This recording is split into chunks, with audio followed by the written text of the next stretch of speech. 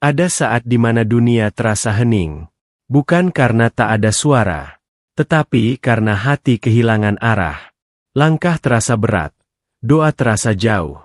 Dan dalam diam itu, seseorang mungkin bertanya, apakah Allah masih mendengarku? Namun justru dalam sunyi itulah, Allah sedang berbicara paling lembut. Bukan dengan suara yang menggema, tapi dengan getaran halus yang menyentuh jiwa. Hanya saja, seringkali manusia terlalu sibuk mendengar dengan telinga, dan lupa bahwa suara Allah hanya bisa didengar dengan hati. Setiap manusia akan tiba pada masa di mana segalanya terasa kosong. Doa terasa menggantung, ibadah terasa kering, dan hati seperti kehilangan arah untuk pulang. Ia mencari cahaya, tapi justru terjebak dalam kabut pikirannya sendiri. Dan di titik itu, sebagian orang berhenti, menyangka bahwa Allah telah menjauh.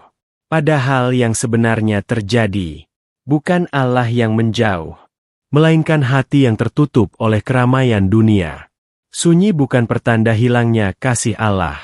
Sunyi justru adalah ruang yang Allah ciptakan, agar manusia bisa kembali mendengar dengan jernih. Karena dalam kesunyian, tidak ada lagi yang bisa didengar selain suaranya. Dan di titik inilah perjalanan batin itu dimulai. Ketika seseorang mulai menyadari bahwa yang ia cari bukan lagi jawaban dari dunia, melainkan bisikan lembut dari langit.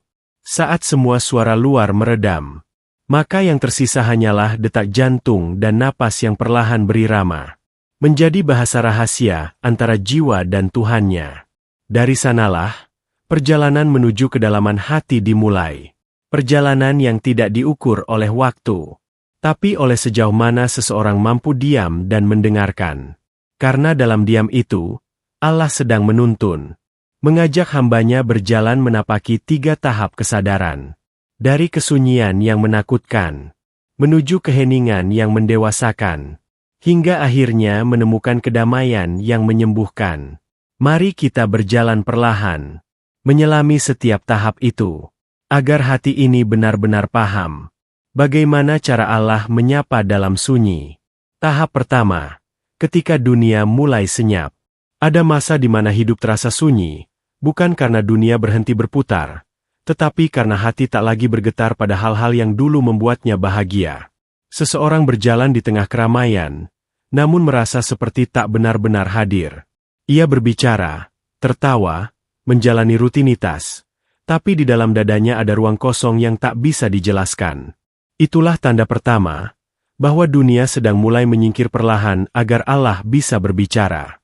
Pada tahap ini, Allah seringkali menarik perhatian seorang hamba dengan cara yang lembut, tapi tegas. Segala hal yang dulu memberi rasa senang mulai kehilangan maknanya. Cita-cita yang dulu tampak gemerlap kini terasa hampa. Ia mulai menyadari bahwa sesuatu dalam dirinya seolah tidak lengkap, meski secara duniawi semuanya tampak baik-baik saja. Dan di tengah kebingungan itu, ia mulai bertanya, bukan kepada manusia, tapi kepada dirinya sendiri. Kenapa hatiku terasa jauh dari sumber tenang itu? Sunyi yang datang bukan kebetulan. Ia adalah panggilan dari langit agar seseorang berhenti sejenak, menengok ke dalam diri. Karena di balik kesibukan dan hiruk-pikuk kehidupan, hati manusia seringkali lupa arah pulang. Dunia ini seperti panggung besar yang menipu mata. Ia memberi tawa, tapi diam-diam menguras jiwa. Maka Allah, dengan kasih sayangnya, menciptakan jeda. Ia mengambil satu persatu hal yang membuat manusia terlalu sibuk mencintai dunia, agar hamba itu bisa kembali mencintainya. Dan di saat itu, seseorang mulai merenung lebih dalam. Ia duduk dalam diam, menatap langit malam yang sepi, dan merasakan sesuatu yang tak biasa. Bukan kesedihan, tapi kerinduan yang samar. Rindu yang membuatnya ingin bersujud lebih lama, meski tanpa kata-kata. Rindu yang membuatnya ingin menangis tanpa tahu sebab. Karena di dalam sanubari yang paling dalam, jiwanya mulai mengingat bahwa selama ini, ia bukan hanya tubuh yang hidup di dunia, tapi juga ruh yang merindukan Tuhannya. Dalam kesunyian yang awalnya terasa menakutkan itu, perlahan ia belajar satu hal penting, bahwa kehilangan rasa pada dunia bukanlah kehampaan, melainkan proses penyucian. Allah sedang membersihkan ruang di hatinya, agar hanya dia yang layak tinggal di sana. Seseorang yang mengalami fase ini biasanya mulai lebih peka terhadap hal-hal kecil. Ia mendengar desir angin dan merasa ada pesan. Ia memandang embun pagi dan merasa ada sapaan. Ia tersentuh oleh hal-hal sederhana, karena hatinya mulai hidup kembali. Namun perjalanan ini tidak mudah. Ada saat di mana ia merasa terombang-ambing di antara dua dunia, dunia luar yang masih menggoda, dan dunia dalam yang belum sepenuhnya ia pahami. Tapi justru di titik itu, Allah sedang membentuknya menjadi jiwa yang kuat. Allah ingin ia belajar bahwa ketenangan sejati bukan berasal dari apa yang dimiliki, tapi dari siapa yang ia tuju. Dan hanya dengan kehilangan gemerlap dunia, seseorang bisa menemukan cahaya yang abadi di dalam dirinya. Tahap ini adalah permulaan perjalanan rohani. Dunia belum benar-benar hilang, tapi pesonanya mulai pudar. Disitulah Allah sedang menepuk bahu seorang hamba dan berbisik lembut, "Kembalilah padaku." Suara itu tidak terdengar oleh telinga, tapi oleh getaran yang menembus hati. Dan bila seseorang berani diam dan mendengarkan, ia akan tahu, sunyi bukan musuh, tapi panggilan menuju kedalaman cinta ilahi. Tahap kedua, saat kesepian menjadi guru. Kesepian adalah madrasah jiwa. Ia tampak sunyi, tapi di dalamnya banyak pelajaran yang hanya bisa dimengerti oleh hati yang telah melewati kehilangan. Di tahap ini, seseorang tidak hanya merasa hampa, tapi benar-benar ditinggalkan oleh segalanya. Teman yang menjauh, doa yang terasa tak dijawab, bahkan semesta seolah membisu. Namun di balik semua itu, sesungguhnya Allah sedang mengajarkan sesuatu yang agung, bahwa tidak ada satupun yang bisa menjadi tempat bergantung selain Dia. Kesepian, bagi jiwa yang sedang ditempa, bukanlah akhir. Ia adalah ruang perjumpaan antara hamba dan penciptanya. Ketika tak ada lagi manusia yang mendengar, barulah hati berani berbicara dengan Tuhannya tanpa pura-pura. Ia tidak lagi sibuk menjelaskan, tidak lagi membela diri, karena yang ia rasakan hanyalah kerinduan. Kerinduan untuk dimengerti, diterima, dan dipeluk oleh kasih yang tak menuntut apapun. Dan hanya Allah yang mampu memberi semua itu tanpa syarat. Seseorang yang memasuki tahap ini akan mulai memahami arti kejujuran batin. Ia menyadari bahwa selama ini banyak doanya yang bukan untuk mendekat kepada Allah, melainkan untuk memuaskan egonya sendiri. Ia dulu berdoa agar dimudahkan rezeki, bukan karena ingin berbagi, tapi karena takut kekurangan. Ia berdoa agar disembuhkan, bukan karena ingin beribadah lebih lama, tapi karena takut kehilangan dunia. Namun dalam sepi, Allah menunjukkan cermin jujur dari hatinya sendiri. Dan di sanalah, air mata yang jatuh menjadi bentuk taubat paling murni.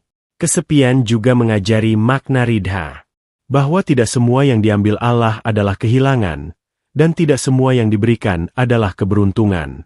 Kadang, Allah mengambil manusia dari hidup kita agar kita belajar mencintainya lebih dari siapapun. Kadang, doa tak dikabulkan agar kita belajar percaya bahwa kasih Allah bukan selalu dalam bentuk ya, tapi juga dalam belum dan tidak sekarang.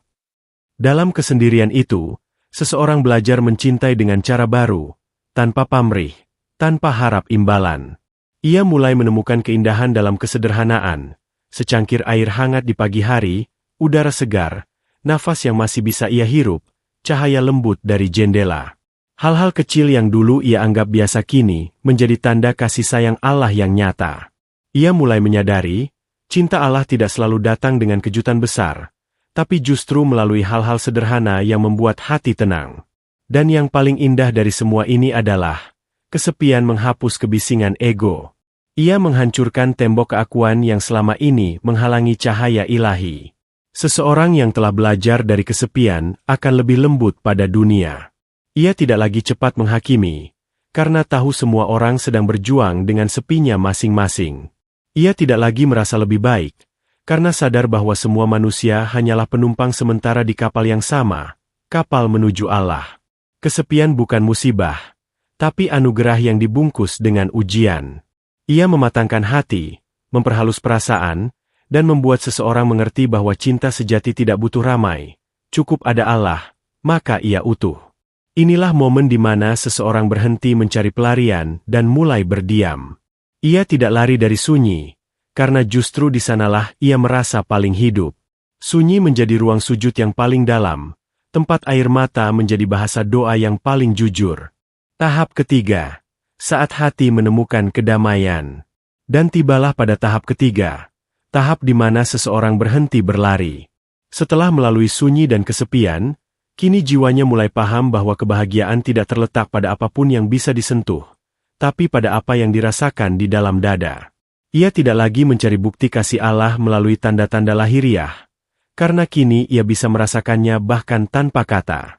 Hatinya menjadi rumah yang damai, tempat setiap nafas adalah zikir, dan setiap detak jantung adalah pujian tanpa suara. Di tahap ini, seseorang belajar untuk tidak tergesa-gesa. Ia mengerti bahwa segala sesuatu memiliki waktunya, dan waktu Allah selalu lebih sempurna daripada rencana manusia. Ia berhenti menuntut, berhenti mengeluh, karena hatinya telah sampai pada derajat pasrah. Ia sadar bahwa tugasnya bukan untuk memahami semua yang terjadi, tapi untuk percaya bahwa di balik setiap kejadian, Allah sedang menulis sesuatu yang indah.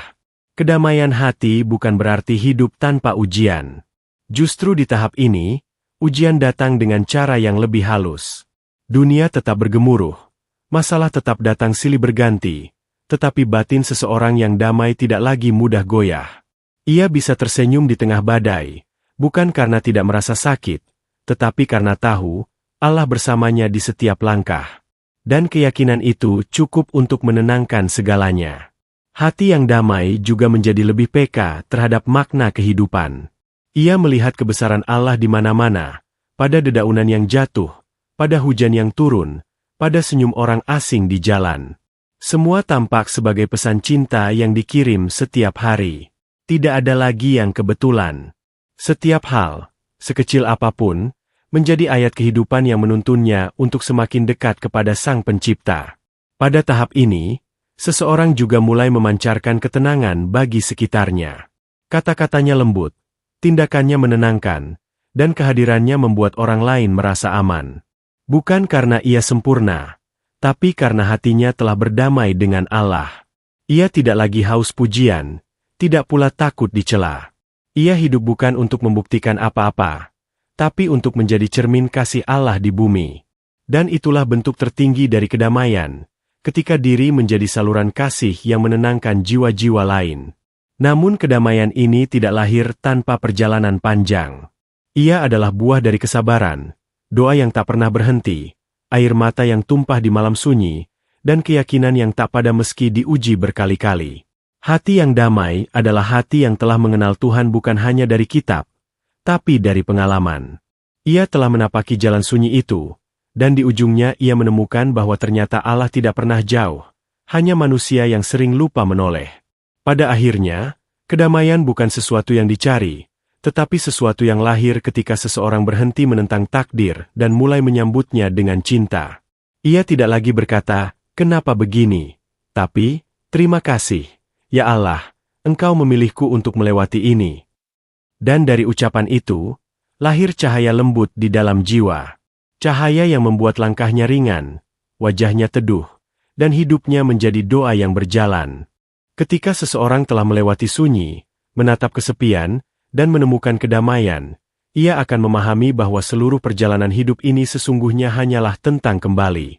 Kembali pada fitrah, kembali pada keheningan hati yang berserah, kembali pada rasa cinta yang murni kepada Allah. Ia akan tahu bahwa segala kegelisahan di masa lalu bukan hukuman, tapi bentuk kasih sayang ilahi. Bahwa setiap kehilangan bukan kutukan, tapi cara Allah membebaskannya dari hal-hal yang tak perlu. Bahwa setiap tangisan di malam-malam sunyi bukan kelemahan, tapi doa paling jujur yang diizinkan naik ke langit. Ketika dunia mulai terasa ringan, ketika luka tak lagi membuatnya goyah, ketika hidup tak lagi harus selalu dimengerti, disitulah tanda bahwa jiwa telah pulang. Bukan pulang ke rumah yang berdinding batu, tapi ke rumah sejati di dalam dada, tempat Allah bersemayam dalam ketenangan. Kini, ia tidak lagi mencari tanda-tanda dari luar, karena hatinya sendiri telah menjadi tanda. Ia tidak lagi menunggu Allah berbicara dengan suara, karena ia sudah mendengarnya dalam keheningan. Ia tidak lagi meminta bukti cinta, karena setiap hembus napas adalah bukti bahwa kasih itu nyata. Dan pada akhirnya, seseorang akan menyadari Bahwa hidup ini bukan tentang bagaimana ia bisa memiliki segalanya. Tetapi bagaimana ia bisa tetap bersyukur meski tidak memiliki apa-apa.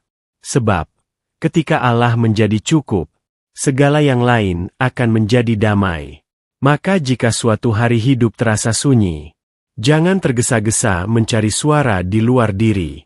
Duduklah dalam diam, tarik napas perlahan, dan biarkan hati yang berbicara. Karena di sanalah Allah menunggu, bukan di tempat yang jauh, melainkan di ruang paling sunyi dari hatimu. Sunyi itu bukan kekosongan. Ia adalah undangan untuk berbicara dengan Sang Pencipta tanpa perantara. Ketika manusia pergi, ketika dunia menjauh, Allah justru mendekat, dengan cara yang tidak bisa dijelaskan oleh logika. Ia hadir dalam ketenangan yang tiba-tiba, dalam tangisan yang terasa menenangkan, dalam rasa syukur yang muncul di tengah kesedihan. Hiduplah dengan lembut, berjalanlah dengan hati yang ringan, karena setiap langkahmu adalah bagian dari takdir yang telah Allah lukiskan dengan cinta. Dan jika kadang jalan itu terasa sepi, ingatlah, setiap sunyi menyimpan bisikan kasih dari langit. Jangan takut kehilangan, karena tidak ada yang benar-benar hilang bagi hati yang telah mengenal Allah. Semua yang pergi hanyalah caranya memberi ruang untuk sesuatu yang lebih indah. Dan sesuatu itu adalah kedekatan dengannya. Biarlah dunia berisik, biarlah waktu terus berjalan. Yang penting, hatimu tetap damai. Sebab damai bukan berarti hidup tanpa badai. Tapi ketika kau tahu siapa yang menggenggam perahumu di tengah ombak. Dan di akhir perjalanan ini, semoga kita pun perlahan sampai di jalan itu. Jalan orang-orang yang hatinya bersih, jiwanya lapang, dan hidupnya menjadi cermin kasih Allah di bumi.